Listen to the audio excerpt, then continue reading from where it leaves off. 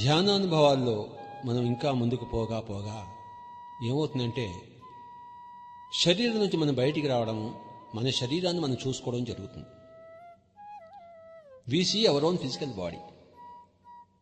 ఈ భౌతిక కాయానికి ఆ యొక్క సూక్ష్మ శరీరానికి మధ్యలో ఉన్న ఒక వెండి తీగను కూడా మనం జాగ్రత్తగా పరిశీలిస్తే చూస్తాం. దాని పేరు సిల్వర్ కార్డ్. అది మామూలుగా మనం జాగ్రత్తగా చూడకపోతే మనకి కనపడదు, కానీ జాగ్రత్తగా చూస్తే తప్పకుండా కనబడుతుంది. మెల్లిమెల్లిగా శరీరం నుంచి బయటికి రావడము, మళ్ళీ లోపలికి వెళ్ళడము మనం అభ్యాసం చేయాలి. ఆ తర్వాత గోడ నుంచి దూరికి బయటికి వెళ్ళిపోవడము. గోడ మనకి అడ్డేమో అనుకుంటాం ఫస్ట్ మనకు, అంతకుముందున్న మనకి అభ్యాసం వల్ల, ఆ వాసన వల్ల. కానీ సూక్ష్మ శరీరం అనేది గోడలోంచి పోగలదు. అది కాంతిమయ శరీరం కనుక ఆ గోడ నుంచి దూరిపోవడము, ఇలా మనం అభ్యాసం చేస్తూ ఉండాలి. క్రికెట్ నేర్చుకునేటప్పుడు బ్యాటింగ్లో మొట్టమొదట ఆ బాల్ వికెట్ మీద పోకుండా ఉండడమే మన ధ్యేయం. కొన్ని రోజుల తర్వాత ఆ బౌలర్ని ఇష్టం వచ్చినట్టు కొట్టడమే మన ధ్యేయం. అంటే ఎక్కడికి మనం పంపించగలగాలో అక్కడికి పంపించగలగాలి ఆ బాల్ని. అలాగే ధ్యానంలో మొట్టమొదటిలో ధ్యాన స్థితే మనకి లక్ష్యం. ఆ తర్వాత ధ్యాన స్థితి వచ్చిన తర్వాత సూక్ష్మ శరీరం బయటకు వచ్చిన తర్వాత ఆ సూక్ష్మ శరీరాన్ని ఎక్కడికి కావాలంటే అక్కడ మనం పంపించగలగాలి. అది అభ్యాసం చేయాలి. సూక్ష్మ శరీరాన్ని బౌండరీకి పంపించాలి, సిక్సర్ కొట్టాలి. ఆ సూక్ష్మ శరీరంతో అమెరికా వెళ్ళవచ్చు, మరి న్యూయార్క్ వెళ్ళవచ్చు, ప్యారిస్ వెళ్ళవచ్చు, హిమాలయాలు పోవచ్చు, అన్నీ తిరిగి వస్తూ ఉండాలి. సూక్ష్మ శరీరంలో మనం ఎక్కడ అనుకుంటే అక్కడ తక్షణము ఉంటాము. ఏ లోకం కావాలంటే ఆ లోకంలో తక్షణం ఉంటాం. చనిపోయిన మన తల్లిదండ్రులు ఎక్కడున్నారో అక్కడ పోయి వెళ్ళాలి అంటే వెంటనే అక్కడికి వెళ్తాము. కనుక దీన్ని ఏమంటామంటే సూక్ష్మ శరీర యానము, ఆస్ట్రల్ ట్రావెల్ అంటాం. కనుక ధ్యానంలో ప్రాథమిక స్థాయి అంతా అయిపోయిన తర్వాత సీరియస్ మెడిటేటర్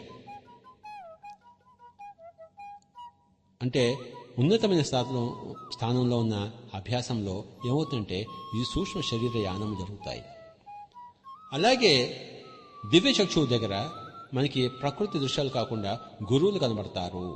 ఒక జీసస్ కనబడతాడు, ఒక కృష్ణుడు కనబడతాడు, ఒక గురునానక్ కనబడతాడు, ఒక మహమ్మద్ కనబడతాడు. వాళ్లతో మనం ఇంకా సంపర్కం చేయవలే. వాళ్ళు కనపడినప్పుడు అంటే ఆ దర్శనం లభించినప్పుడు, దర్శనం తర్వాత పరిప్రశ్న, శ్రవణం. వాళ్ళు కనపడిన తర్వాత వాళ్ళని చక్కటి పరిప్రశ్నలు అడగాలి. స్వామి, నాకు నా జన్మలు చూపించు, నాకు ఇతర లోకాలు చూపించు, నా తండ్రి ఎక్కడున్నాడో నాకు చూపించు, నా తల్లి చనిపోయి ఏ లోకంలో వెళ్ళిందో నాకు చూపించు, ఈ భూమండలం లోపల ఏముందో చూపించు. ఇలాగ రకరకాల విషయాలు అడగాలి.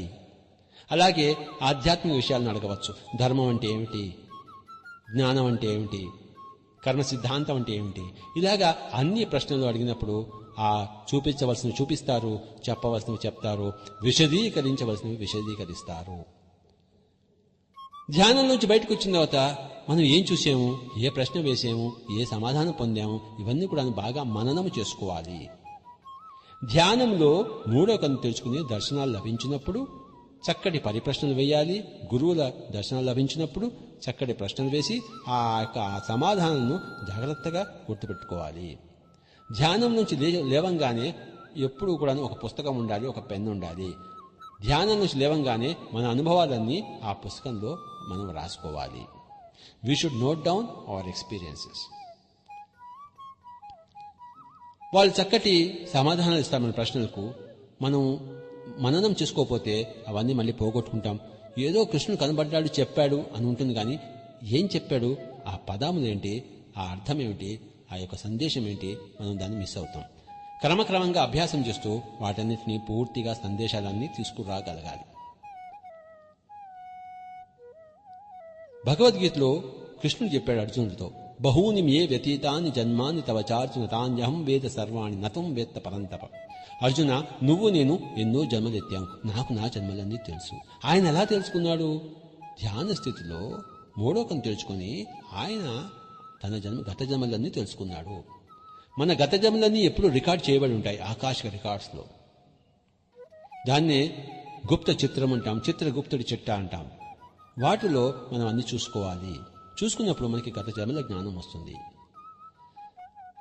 గత జన్మల జ్ఞానం వచ్చినప్పుడు ఈ జన్మలో మరి పరిశుద్ధమైన కర్తవ్యము మనం ఏం చేయాలో మనకు తెలుస్తుంది. ఆ కర్తవ్యం నిర్వర్తించినప్పుడు ఆఖరి శ్వాస వరకు ఆ జన్మ ఆఖరి జన్మ అయిపోతుంది. ధ్యానంలో దివ్యచక్షువులో జన్మ పరంపరం తెలుసుకోకుండా ఆత్మజ్ఞానం సిద్ధించదు, కర్మ సిద్ధాంత జ్ఞానం సిద్ధించదు. కనుక కర్మ సిద్ధాంత జ్ఞానము తెలుసుకోవాలంటే కర్మ పరంపర తెలుసుకోవాలి, జన్మ పరంపర తెలుసుకోవాలి. ప్రతి జన్మ కూడాను విశేషమైన కర్మలు ఉంటాయి. జన్మ పరంపరను తెలుసుకోవడం అంటే కర్మ పరంపరను తెలుసుకోవడమే. ఆ కర్మ పరంపరను తెలుసుకోవడం ద్వారా కర్మ సిద్ధాంతం ఓడి బయటకు వస్తుంది. అంటే నేను ఏ కర్మ చేసుకుంటే ఆ కర్మ ఫలితాన్ని అనుభవించబోతానని చెప్పేసి, అలాంటప్పుడు జాగ్రత్తగా మనం కర్మలు చేస్తాము. అదే ముక్త స్థితి. ధ్యానము ద్వారా విశేషమైన మనకి ఆత్మశక్తి లభిస్తుంది, సెల్ఫ్ కాన్ఫిడెన్స్, ఆత్మస్థైర్యం. ఏ పనైనా చేయగలను. అది అద్భుతమైన ధ్యాన అనుభవం. ధ్యాన అనుభవాలంటే ధ్యానంలో ఉన్నప్పుడే అనుభవాలు కాదు, ధ్యానం చేసిన తర్వాత మన జీవితంలో వచ్చే మార్పులన్నీ, అనుభవాలన్నీ ధ్యాన అనుభవాల కిందే లెక్క. ఎవరైతే రెగ్యులర్గా ధ్యానం చేస్తారో వాళ్ళ జీవితంలో అన్ని అనుభవాలు వస్తాయి, అన్ని మార్పులు వస్తాయి. శాంతి యొక్క అనుభవం వస్తుంది. అంతవరకు దుఃఖం యొక్క అనుభవం ఉంది, అశాంతి యొక్క అనుభవం ఉంది. ఇప్పుడు ధ్యానం చేసిన తర్వాత శాంతి యొక్క అనుభవం వస్తుంది. ఇది అద్భుతమైన ధ్యానానుభవం. ఆత్మస్థైర్యం యొక్క అనుభవం వస్తుంది, సెల్ఫ్ కాన్ఫిడెన్స్. ఏ పనైనా నేను చేయగలను. ఎవరైతే తనను తాను జయించారో వాళ్ళకి ఈ ప్రపంచంలో వాళ్ళు జయించలేని పని అంటూ ఏది ఉండదు. ఏ పనైనా చేయగలరు. కనుక నేను ఆ యొక్క ఆత్మస్థైర్యము అందరికీ వస్తుంది. ఇది అద్భుతమైన ధ్యాన అనుభవం. అలాగే మరి ఈ జీవిత రహస్యాలన్నీ తెలిసిపోతాయి. పుట్టుకంటే ఏమిటి, చావు అంటే అన్నీ తెలిసిపోతాయి. కనుక సత్యశాస్త్రం అంతా సువిదితమవుతుంది. అది అద్భుతమైన ధ్యాన అనుభవం. మనలో ఉన్న చెడు అలవాట్లన్నీ వెళ్ళిపోతాయి, మనలో లేని సుగుణాలన్నీ మనలోకి చోటు చేరుకుంటాయి. ఈ విధంగా ధ్యాన అనుభవాల వలన జీవితంలో అనేకమైన అనుభవాలు వస్తాయి. జీవితం మారిపోతుంది. మనము పూర్తిగా లఘువుగా కాకుండా గురువుగా అయిపోతాం. లఘు అంటే తేలిక. ఆత్మజ్ఞానం లేనివాడు లఘువు, ఆత్మజ్ఞానం ఉన్నవాడు గురువు. ధ్యాన అనుభవాల ద్వారా, ఎన్నో ధ్యాన అనుభవాల ద్వారా క్రమక్రమంగా మనం ఈ లఘువు కాస్త గురువుగా మారిపోతాడు. ఈ జీవుడు కాస్త దేవుడిగా మారిపోతాడు. ఈ దేహము కాస్త దేవాలయంగా మారిపోతుంది. కనుక నేనే బ్రహ్మం, నేనే అంతా అని తెలుసుకుంటాడు. అహం బ్రహ్మాస్మి అని తెలుసుకుంటాడు. ఈ జీవుడే దేవుడు అని తెలుసుకుంటాడు. ఈ దేహమే దేవాలయం అని తెలుసుకుంటాడు. దేహో దేవాలయో ప్రోక్త జీవో దేవో సనాతన అని ఆది శంకరాచార్య వారు చెప్పారు. ఎలా చెప్పగలిగారు? వారు అకుంఠితమైన ధ్యాన సాధన చేసి. శ్వాసే గురువు అని తెలుసుకుంటాము. అందరికీ ఆ గురువుతోనే ఉండండి అని మనం ప్రబోధిస్తాము. సమయమే సాధన అని తెలుసుకుంటాము. ఎంత సమయం పెడితే అంత సాధన, తక్కువ సమయం పెడితే తక్కువ సాధన.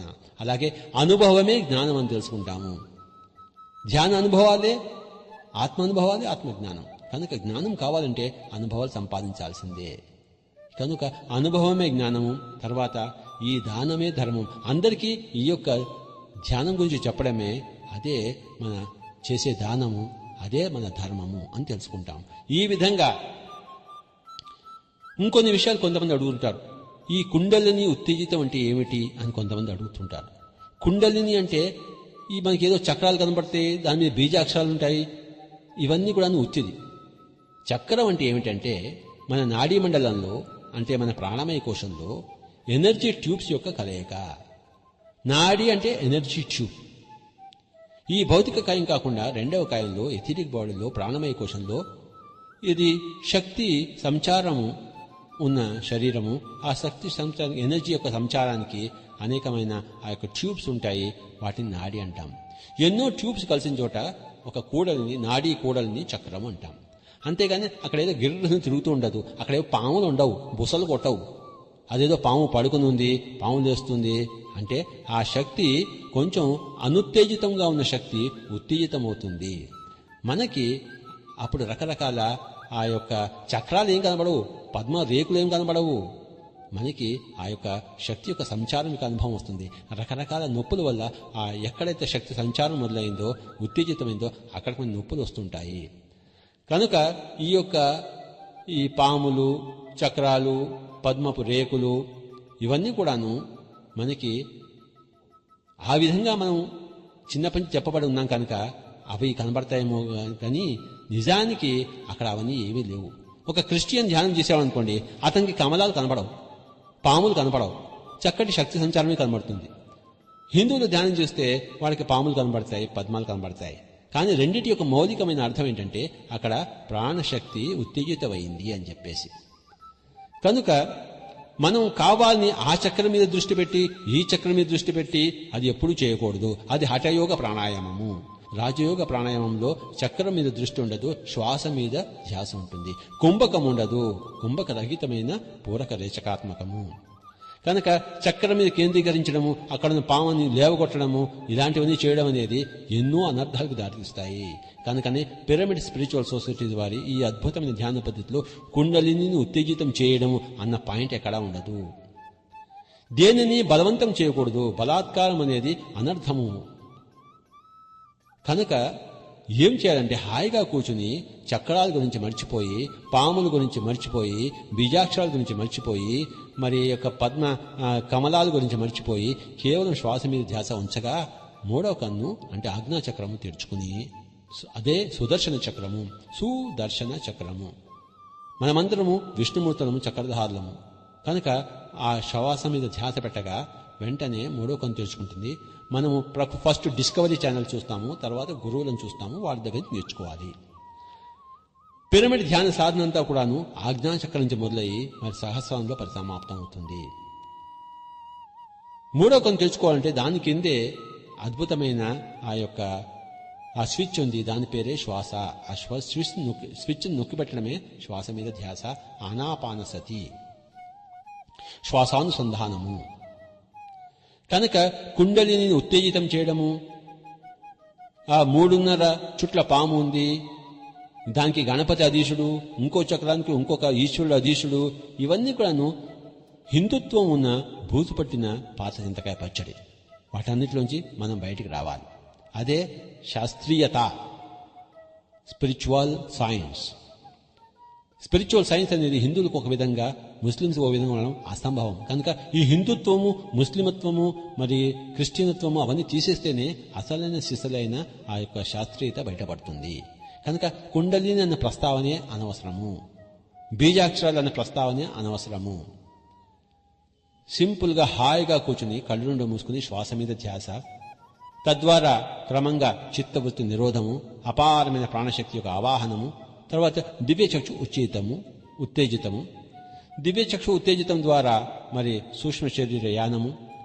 కొన్ని రోజులు సూక్ష్మ శరీరంతో యానం చేసిన తర్వాత సూక్ష్మ లోకాల్లో మెల్లిమెల్లిగా కారణ శరీరం కూడా బయటకు వస్తుంది. అప్పుడు కారణలోకాల్లో విహరిస్తాము, కారణలోక వాసన కలుసుకుంటాము, అక్కడున్న సత్యాలను తెలుసుకుంటాము. ఇంకా ముందు పోయి మహాకారణ శరీరంలో విహరిస్తాము, సుప్రాకాశ వలసలో పోతాము. జీవించి ఉండంగానే అన్ని లోకాలు దర్శించాలి, అన్ని జన్మలు తెలుసుకోవాలి, త్రికాల జ్ఞాని కావాలి, త్రిలోక సంచారి కావాలి. అప్పుడే జీవన్ముక్తి పరిపూర్ణంగా. తాను అన్నీ పొంది మరి అందరికీ అవే బోధిస్తూ వాటిని చేయడానికి ప్రోత్సహిస్తూ ఉండడమే చర్మ జీవితం యొక్క రూపురేఖలు. ఇది కాకుండా ఇంకా రకరకాల ధ్యానానుభవాలు ఉన్నాయి. ధ్యానానుభవాలు అంటూ 1, 2, 7 కాదు, 10 కాదు, కొన్ని లక్షలు ఉంటాయి.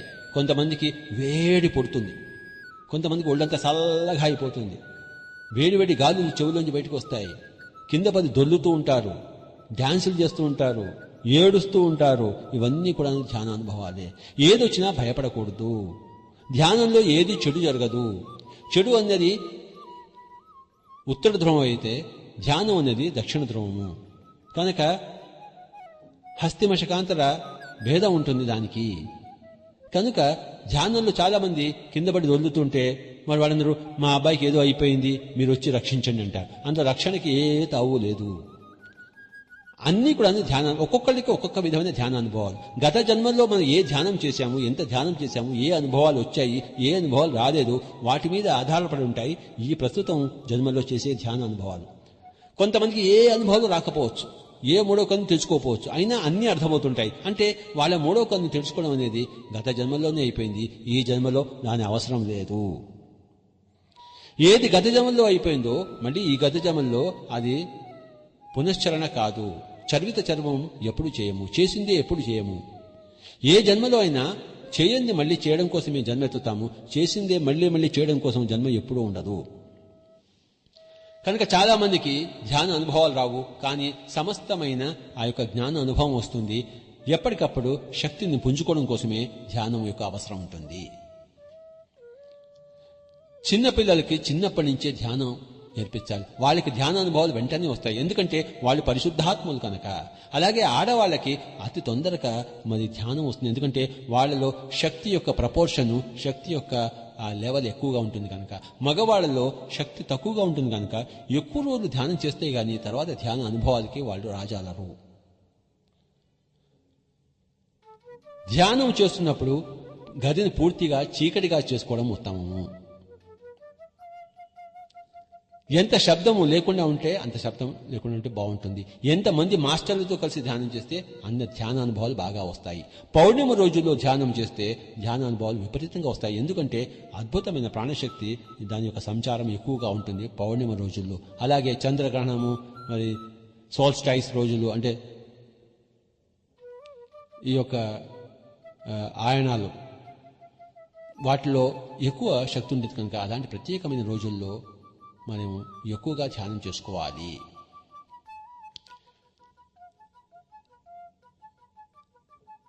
ధ్యానము అన్నది చాలా కష్టము అని చాలా మంది అపోహ. అది చాలా తేలిక. పిరమిడ్ స్పిరిచువల్ సొసైటీస్ ద్వారా లక్షల మంది ఇప్పుడు చక్కటి ధ్యానములు చేస్తూ అద్భుతమైన ధ్యాన అనుభవాలు పొందుతున్నారు. లక్షల మంది తమ జన్మ పరంపరను చూసుకున్నారు. ఈ జన్మలో ఎందుకు వచ్చారో తెలుసుకున్నారు. అందుకే వారు ఆ చేయగలుగుతున్నారు. ధ్యానం ద్వారా మన రోగాలన్నీ పోతాయి. తలకాయ నొప్పి దగ్గర నుంచి క్యాన్సర్ వరకు ఏ డాక్టరు అక్కర్లేదు, ఏ మందులు అక్కర్లేదు. డాక్టర్లందరూ కూడాను వాళ్ళ ప్రొఫెషన్స్ని కి దూరంగా వెళ్ళిపోయే రోజులు అతి దగ్గరలో ఉన్నాయి. ఇంకా మందులు షాపులు ఉండవు. నేచర్ క్యూర్ అంటే ధ్యానం ద్వారా మనము సంపాదించుకునే హీలింగే రియల్ అయిన నిజమైన నేచర్ క్యూర్. మన స్వంత నేచర్లో, స్వంత ప్రకృతిలో సహజంగా ఉండడం ద్వారానే మనకి ఆ యొక్క స్వస్థత చేకూరుతుంది. స్వస్థితిలో ఉండడమే స్వస్థతకి మూల కారణం. స్వస్థత అంటే బాగు, స్వస్థితి చూసారా, ఆ స్వస్థత అన్నలోనే స్వస్థితి ఉంది. స్వ అంటే మన స్వంత, స్థితి అంటే నేచరు. స్వస్థితిలో లేకపోవడమే స్వస్థత కోల్పోవడము, స్వస్థితిలో ఉండడమే స్వస్థతకు మూల కారణం. కనుక ధ్యానం ద్వారా మనం స్వస్థితిలో ఉంటాము. పతంజలి గారు చెప్పారు, యోగ చిత్తవృత్తి నిరోధ మొట్టమొదటిది. రెండవది, ఆ యొక్క యోగంలో ఉన్నప్పుడు మనం మన స్వరూపంలో స్వస్థితిలో ఉంటాము. ఇది అభ్యాస వైరాగ్యాభ్యాం, ఈ మూడిటి వల్ల, రెండిటి వల్ల వస్తుంది. అభ్యాసం వల్ల, వైరాగ్యం వల్ల. కాస్త మనం సంసారంకి దూరంగా ఉంటూ ధ్యానం చేయాలి. ఎప్పుడు సంసార లంపటమవుతూ, కాస్త సంసారము, కాస్త నిర్వాణము, కనుక కాస్త సరాగము, కాస్త విరాగము. ఆ విరాగంలో మనం అభ్యాసం చేయాలి. కనుక ఎవరైతే ధ్యానం బాగా చేస్తారో వారు జీవితాన్ని ఎంజాయ్ చేస్తారు. జీవితం ఇంకా దుఃఖమయంగా ఉండదు. ఎంత కాలం కావంటే అంతకాలం జీవించగలరు. ఎన్ని వేల సంవత్సరాలు కావంటే అన్ని వేల సంవత్సరాలు ఈ శరీరం అద్భుతంగా ఇస్తుంది. ఏదో 70-80 సంవత్సరాలే ఈ జీవితం యొక్క శక్తి కాదు, ఈ శరీరం యొక్క శక్తి కాదు. ఎన్ని వందల వేల సంవత్సరాలైనా ఈ జీవితం మరి చక్కగా శరీరము ఈ జీవితాన్ని ఉంచుకోగలదు. మనం పనికిరాని ఆలోచనలతో, పనికిరాని ఒక ఆహార విధానాలతో, ధ్యాన లేమితో మనం శరీరాన్ని 310 అంటే 70 సంవత్సరాలకే మనం పరిమితం చేస్తున్నాము. చిరంజీవులుగా మనం ఉండాలి. కనుక ఈ యొక్క ధ్యాన శాస్త్రము, ధ్యాన అనుభవాలు ఈరోజు మనం విస్తారంగా తెలుసుకున్నాము. ఎంత తెలుసుకోవాల్సిన ఇంకా ఇంత తెలుసుకోవాల్సింది ఉంటూనే ఉంటుంది. కనుక ఈ యొక్క కొద్ది సమయంలో మనం ధ్యాన అనుభవాలు, మెడిటేషనల్ ఎక్స్పీరియన్సెస్ అన్న టాపిక్ గురించి మనం విస్తారంగా తెలుసుకున్నాము. ధ్యాన అనుభవాలు అందరి దగ్గర నుంచి వినాలి. దాని పేరే సజ్జన సాంగత్యము. సత్యం తెలుసుకున్న జనుల దగ్గర నుంచి ధ్యాన అనుభవాలు వినడమే సజ్జన సాంగత్యము. త్రిజగతి సజ్జన సంగతి రేఖ భవతి భవార్ణవ తరణే నౌక అన్నాడు ఆదిశంకరాచార్యుల వారు. 3 లోకాల్లో కూడాను సజ్జన సాంగత్యం చేయడమే భవసాగరం అంటే దుఃఖ సాగరం నుంచి తరింపజేసే ఒకటే ఒక మార్గము అని చెప్పారు. కనుక అందరి ధ్యాన అనుభవాలు వింటూనే ఉండాలి. ఇప్పటికీ నేను 20 సంవత్సరాల నుంచి కొన్ని లక్షల మంది ధ్యాన అనుభవాలు వింటూనే ఉన్నాను. నా జీవితం అంతా ఇంకా ఇంకా ధ్యాన అనుభవాలు వినడానికే నాకు ఉత్సాహం ఉంటుంది. అందులోనే నాకు కూడాను నా ప్రగతి మార్గం నాకు ఉంటుంది. కనుక దయచేసి అందరూ కూడాను ఎక్కువగా ధ్యానం చేస్తూ, ఎక్కువగా ధ్యాన అనుభవాలు పొందుతూ, అందరితోనూ తమ తమ ధ్యాన అనుభవాలను అందరికీ పంచిస్తూ, అందరి ధ్యాన అనుభవాలను తాము ఎప్పుడు నిరంతరంగా వింటూ ఉండడమే ఇదే ముక్తి మార్గము. Thank you very much. Shivaprasad గారు.